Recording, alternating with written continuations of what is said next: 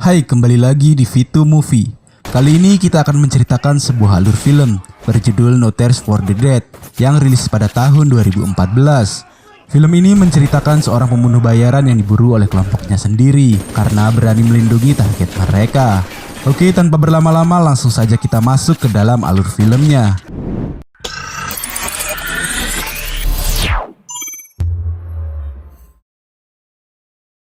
Film berawal di Amerika Serikat, di mana terlihat seorang pembunuh bayaran internasional bernama Gon yang tengah berada di dalam bar untuk menunggu targetnya. Sembari menunggu targetnya, Gon menyempatkan diri bercanda dengan seorang anak kecil bernama Yomi.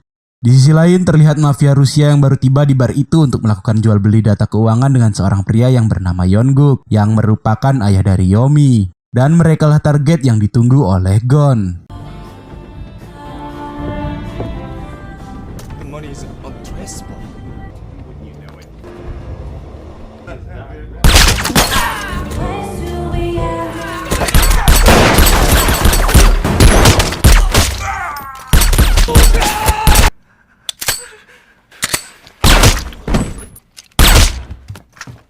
Setelah menghabisi mereka semua, Gon mendengar kedatangan seorang dari balik pintu. Dan tanpa berpikir panjang, Gon pun langsung menembaknya. Tapi ternyata setelah pintu dibuka terlihat Yomi yang dadanya mulai mengeluarkan darah.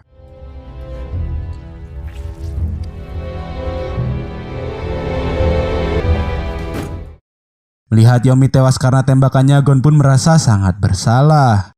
Keesokan harinya, Gon yang tengah mabuk karena merasa sangat bersalah ditemui oleh rekan baiknya bernama Chaos dan dua rekan Chaos yaitu Alvaro dan Juan.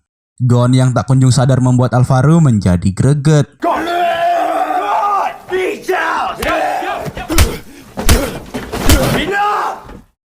Setelah itu tampak mereka telah berada di restoran Cina untuk menemui bos mereka yang seorang bos pria Cina bernama Daiban. Di sini terlihat Gon yang sangat marah terhadap Alvaro karena berani memukulnya. Kemudian Daiban pun memerintahkan Gon untuk memperbaiki kekacauan yang dia buat kemarin karena telah menghabisi Yonguk, yang dimana Yonguk adalah pencuri data keuangan mereka, dan hanya Yonguk yang tahu di mana data itu disimpan. Lalu Daiban pun meminta agar Gon pergi ke Korea Selatan mencari data itu, karena mereka telah mengetahui bahwa Yonguk sempat mengirim email berisi informasi data itu kepada salah satu rekannya. Dan mereka mencurigai salah satu dari 3 orang rekan Yonguk menerima email itu. Mereka adalah Park Won Sang, Son Jung Gi, dan mantan istri Yonguk yang paling dicurigai yang bernama Mokyung.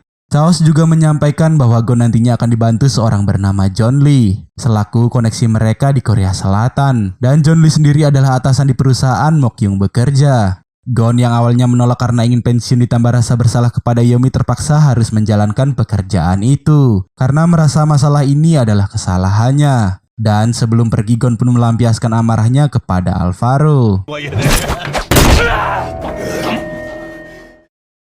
Setelah itu, Chao selaku teman baik Gon memperingatkan agar Gon melakukan pekerjaan ini dengan baik agar nantinya di saat Gon pensiun Daiban tidak akan mempersulitnya. Kemudian scene pun berpindah di Korea Selatan, tepatnya di perusahaan Ventura. Terlihat Mokyung tengah memimpin rapat yang diikuti oleh para petinggi perusahaan termasuk John Lee.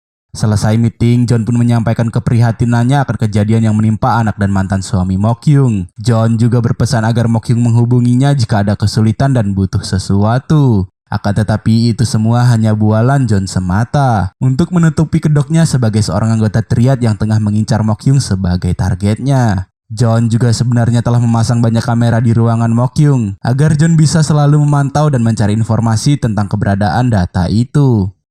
Di tempat lain, Gon telah tiba di bandara Korea dan dijemput oleh tangan kanan John yang bernama Byun. Selama berada di Korea, Gon difasilitasi tempat tinggal, senjata, dan semua kebutuhan Gon untuk melancarkan tugasnya.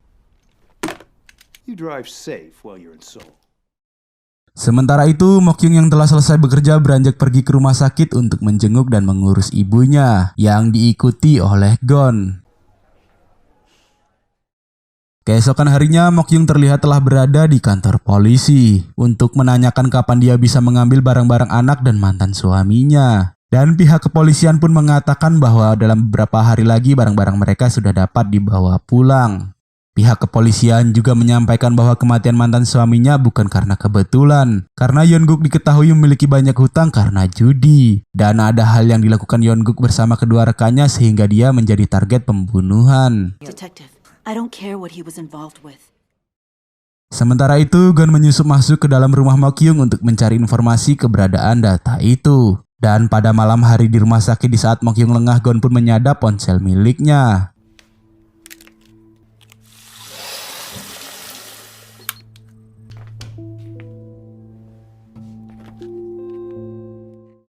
Di tempat lain, Byun dan anak buahnya mulai bergerak dengan menyandra Park Won-sang dan menginterogasinya tentang keberadaan data itu disimpan. Namun Park Won-sang yang tidak tahu di mana data itu disimpan membuat mereka langsung memberinya vaksin perpindahan alam. Kembali kepada Gon yang tengah mendengarkan rekaman percakapan Mokyung dari hasil penyadapan yang dia lakukan, sembari berlatih menembak objek tanpa dia melihatnya.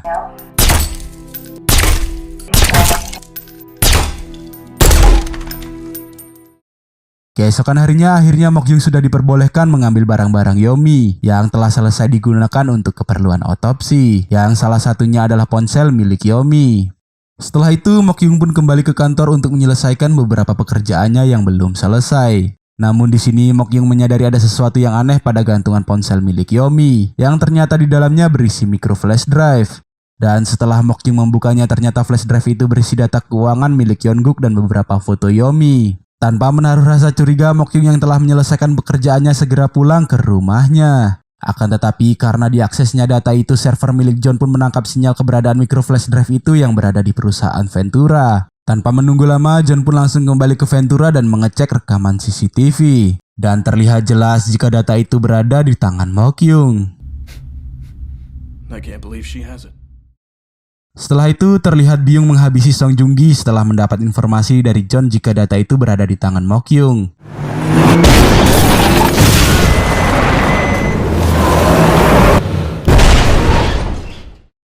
Lalu Byun pun menghubungi Gon yang tengah berada di rumah Mokyung agar segera menghabisi Mokyung dan mengambil flash drive yang tersimpan di gantungan ponsel milik Yomi.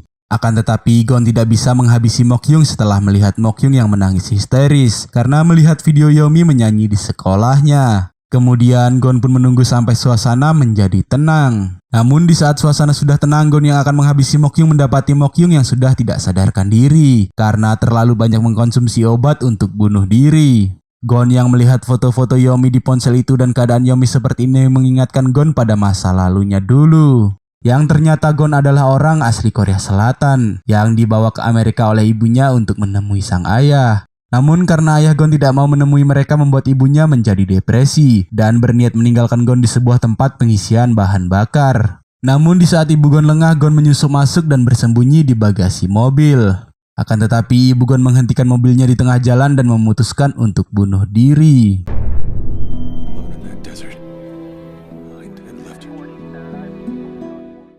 Setelah melihat-lihat ponsel Yomi, Gon pun langsung menembak Mokyung dan segera pergi dari rumah itu.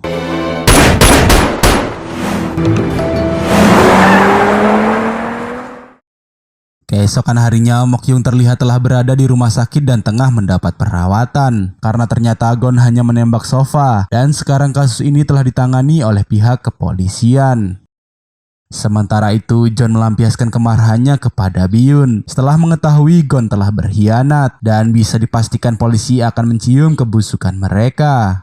Di Amerika, terlihat Daiban memerintahkan Chaos, Alvaro, dan Juan untuk pergi ke Korea menghabisi Gon yang telah berani berkhianat. Daiban juga berpesan kepada Chaos untuk melupakan kebaikan Gon yang pernah menyelamatkan Chaos pada saat menjalankan misi di Kamboja. Karena bagi Daiban, Gon tidak lebih dari seekor anjing pemburu.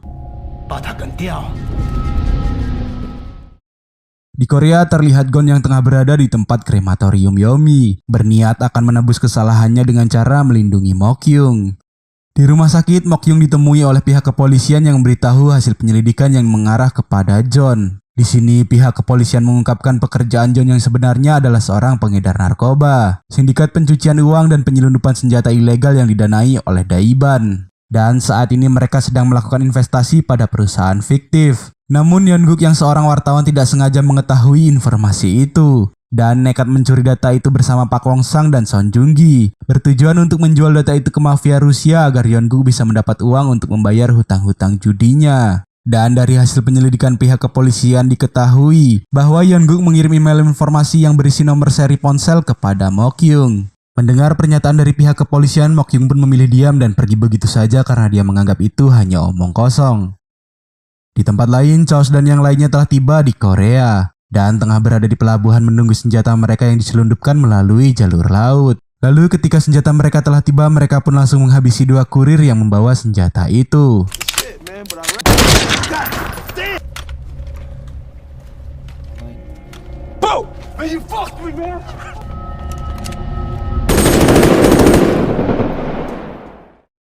Keesokan harinya, Mokyung pun dihubungi oleh Gon yang mengatakan bahwa akan ada orang yang akan merebut ponsel milik Yomi dan menghabisinya. Jadi Gon meminta Mokyung untuk segera meninggalkan rumah sakit karena polisi tidak akan melindunginya. Mendengar hal itu, Mokyung pun segera melihat nomor seri ponsel milik Yomi yang sesuai dengan apa yang dikatakan oleh pihak kepolisian. Akhirnya, Mokyung pun sadar jika data yang dimaksud pihak kepolisian berada di micro flash drive di gantungan ponsel milik Yomi. Di saat bersamaan, tiba-tiba saja listrik di rumah sakit mati dan seorang perawat masuk ke kamar Mokyung.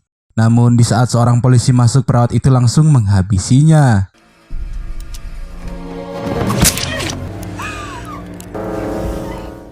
Dan di saat orang itu akan menghabisi Mokyung, tiba-tiba Gon telah berada di sana untuk menyelamatkan Mokyung.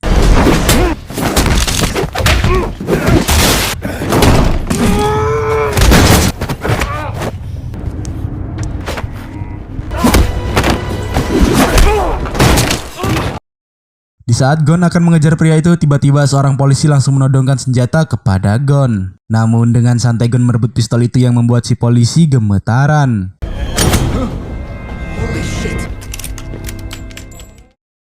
Dan akibat dihadang oleh si polisi hasil nyogok itu, Gon kehilangan jejak pria tadi.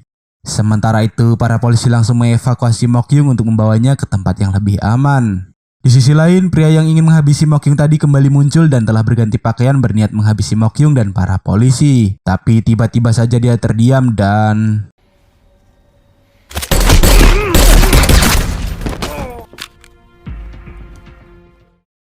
Di tempat lain, John dan Byun tengah membahas rencananya menghabisi Gon dan juga Mokyung. Tapi tanpa disadari semua itu didengar oleh petugas kebersihan. You fucking bitch.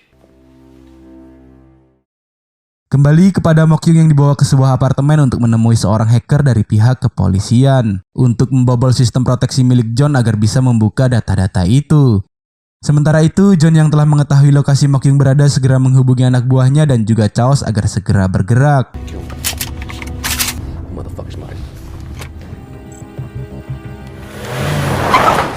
Di luar apartemen, Gon yang melihat kedatangan anak buah John segera bergerak menghabisi mereka satu persatu.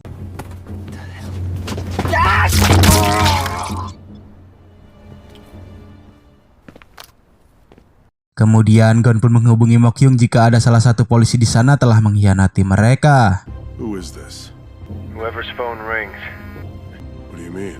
the dirty rat that exposed your location. Dan benar saja setelah semua sistem proteksi berhasil dibobol, ternyata polisi hasil nyogok tadi mengkhianati mereka dan langsung menghabisi kepala polisi. Lalu dia pun pergi membawa data itu menemui Byun yang sudah menunggunya berharap mendapat imbalan besar agar bisa pulih modal. Namun ternyata Byun langsung memberinya tiket ke neraka. Di sisi lain, beberapa anak buah John berhasil masuk ke ruangan Mokyung berada. Namun Gon juga telah berada di sana dan langsung membantai mereka semua.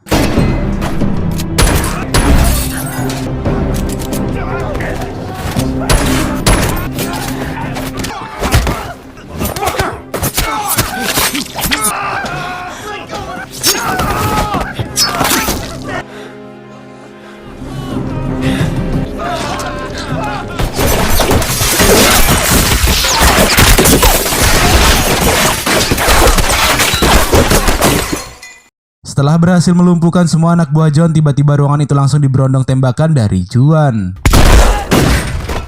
Lalu muncullah Alvaro yang berambisi menghabisi John karena masalah di awal film. Akan tetapi Gon berhasil melumpuhkannya.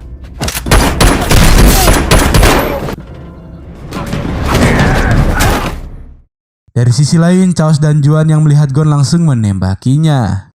Dan terlihat Gon pun menghubungi Mokyung untuk memintanya keluar dari apartemen ini. Sementara Gon akan mengalihkan perhatian lalu menjemput Mokyung di luar apartemen. Get out of there. Okay.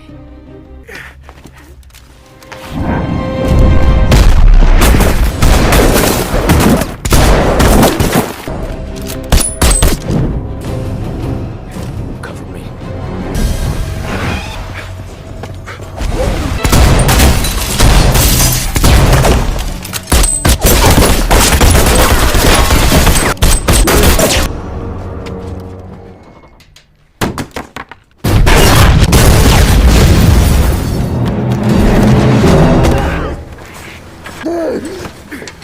Why are you doing this?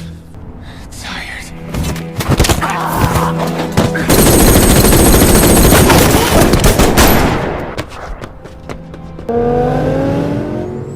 Di saat Gon telah berada di luar, tiba-tiba Mokyung yang akan keluar disandra oleh Alvaro yang ternyata masih hidup. Dan di saat bersamaan Gon ditembaki oleh Juan. Beruntung Gon berhasil kabur dengan menumpang di truk sampah.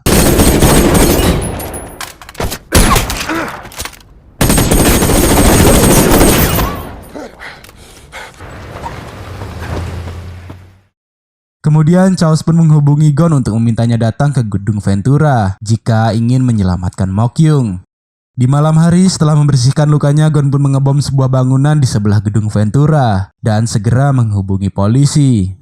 Di gedung Ventura terlihat Mokyung yang tengah ditawan di ruangan John. Dan seketika mereka pun langsung panik melihat kedatangan polisi yang dikira akan mengepung mereka. Akan tetapi mereka salah besar setelah mengetahui jika polisi bergerak mengepung gedung di sebelah mereka. Lalu pihak kepolisian pun mematikan jaringan satelit dan wireless dengan radius 2 km karena Gon sebelumnya menghubungi polisi mengancam akan meledakkan gedung itu lagi. Dan akhirnya Chaos pun sadar jika Gon melakukan ini agar pergerakannya tidak dipantau CCTV dan bisa bergerak bebas.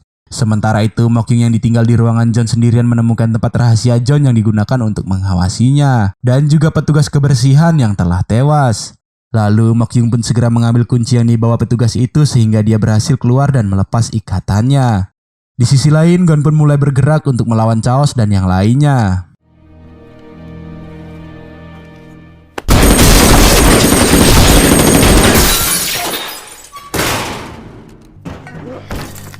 My motherfucker's gone. Follow me.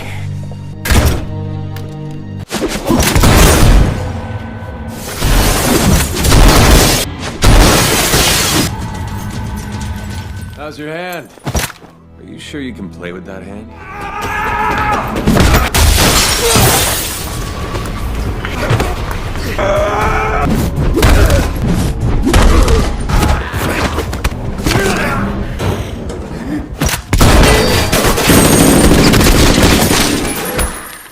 Juan yang melihat Alvaro tewas sangat marah dan berniat membalas perbuatan Gon yang mengakibatkan rekannya tewas. Di ruangan lain terlihat John dan Byun tengah memindahkan data-data itu dan berniat segera melakukan pencucian uang. Tapi tanpa disadari, Mokyung yang berada di ruangannya melihat data itu tengah diakses. Dan Mokyung pun langsung mengakses server utama dan menghapus semua data keuangan yang sedang diakses oleh John. Sehingga John pun kehilangan semua uang itu yang bernilai ratusan juta dolar. Mengetahui hal ini, Byun pun merasa frustasi karena John tidak akan memberikan bayaran yang telah dia janjikan. Yang membuat Byun langsung menghabisi John. Kembali kepada Juan yang telah menemukan Gon dan mengetahui Gon yang akan menjebaknya. Namun tanpa diduga oleh Juan bukan itu jebakan yang sebenarnya. Old school tactics don't work with me. So I got something really cute for you.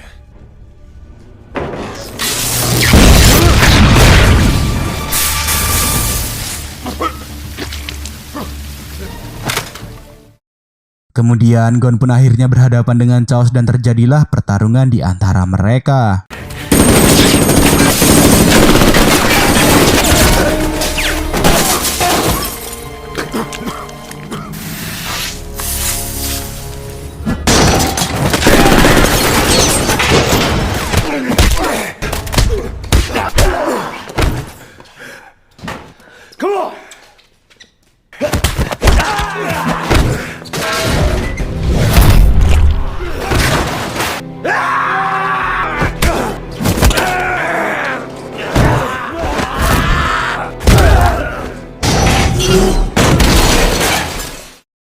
Akhirnya Gon pun berhasil melumpuhkan Chaos. Dan di sisi lain para polisi yang tidak menemukan keberadaan bom kembali menghidupkan jaringan, sehingga Gon pun langsung menghubungi Mokyung, yang membuat Mokyung yang tengah bersembunyi ditangkap oleh Byun.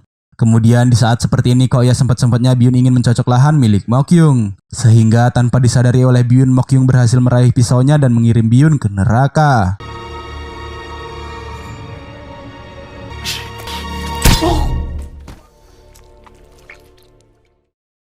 Setelah itu terlihat Chaos yang ternyata belum mati. Dan Gon pun dihubungi oleh Chaos yang mengatakan akan mengakhiri semua ini. Dan dia akan membalas hutang kepada Gon dengan cara menyelamatkannya. Lalu mengajaknya untuk minum bersama. Gon yang melihat Mokyung dari kamera pengawas segera menghubungi Mokyung untuk mengambil shotgun di sampingnya karena ada orang yang akan mendekat untuk menghabisinya. Gon juga mengatakan jika pintu lift terbuka, Gon meminta Mokyung segera menembak orang yang berlari keluar. Karena orang itu adalah pembunuh Yomi yang sebenarnya yang menjalani hidup dengan membunuh orang. If you don't stop him, he'll come after your mother next. Go pick up the gun.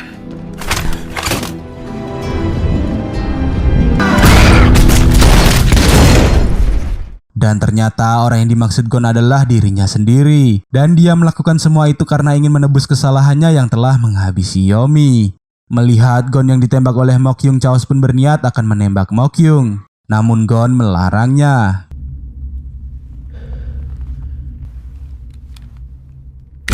Dan mereka pun segera pergi dengan keadaan Gon yang sudah ditunggu oleh malaikat maut.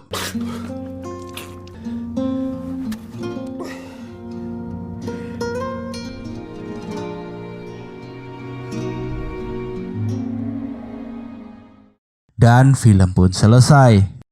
Oke, sekian alur cerita film kali ini. Semoga kalian bisa terhibur dan sampai jumpa di video selanjutnya. Bye!